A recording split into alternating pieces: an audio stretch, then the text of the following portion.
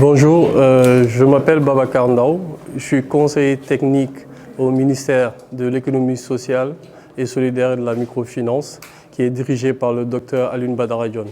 Voilà, vous êtes venu assister à cette assemblée générale ordinaire. Quelle est l'appréciation que vous en faites? Alors, tout d'abord, on accorde une importance particulière aux entrepreneurs. Si vous avez constaté depuis quelques jours, on ne parle que de l'économie sociale et solidaire. Hier, on était à Koumpentoum avec le Premier ministre pour lancer le programme qu'on appelle les coopératives productives solidaires, qui est un nouveau programme qui a pour objectif vraiment de donner l'occasion à tous les entrepreneurs du Sénégal qui sont exclus du système financier normal de pouvoir bénéficier des dispositifs d'accompagnement. Alors, malgré les contraintes qu'on a au niveau calendaire, on a vraiment voulu être présent aujourd'hui parce qu'on accorde une importance particulière au tissu économique, parce que nous avons un ministère qui est au cœur du dispositif. On est parmi les 20 pays dans le monde qui sont vraiment disposés à prendre l'économie sociale et solidaire pour en faire leur cheval de Troie pour réduire la fracture sociale, en outre lutter contre la pauvreté.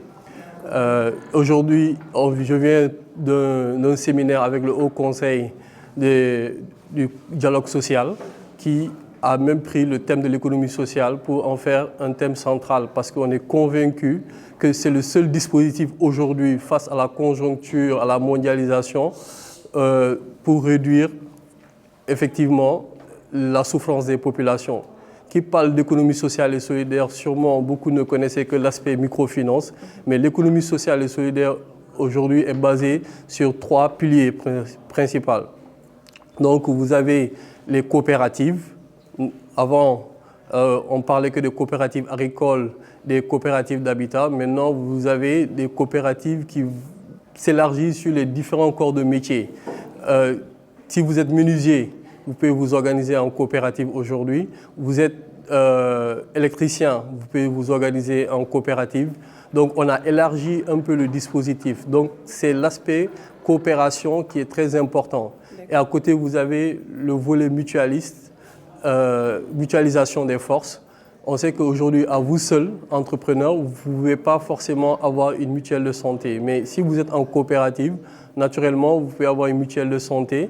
Donc, ça règle 2 problèmes.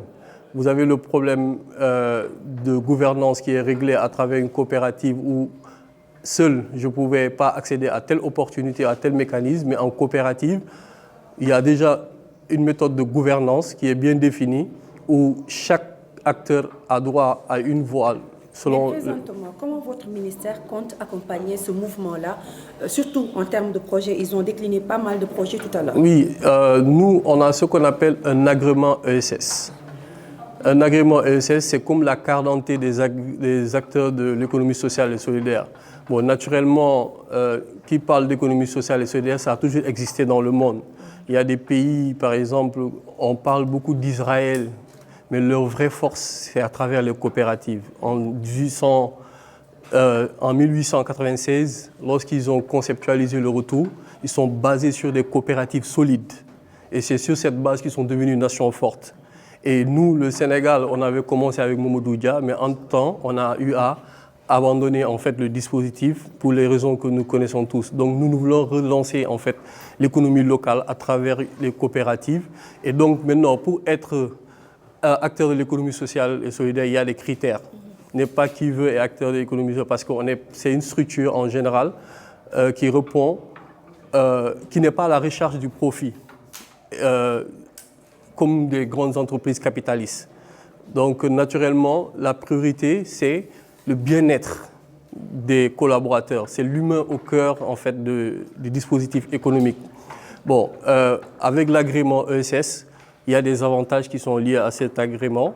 Si vous respectez naturellement les chartes, c'est les avantages douaniers, les avantages fiscaux. À côté, nous avons la microfinance avec beaucoup de dispositifs au sein du ministère.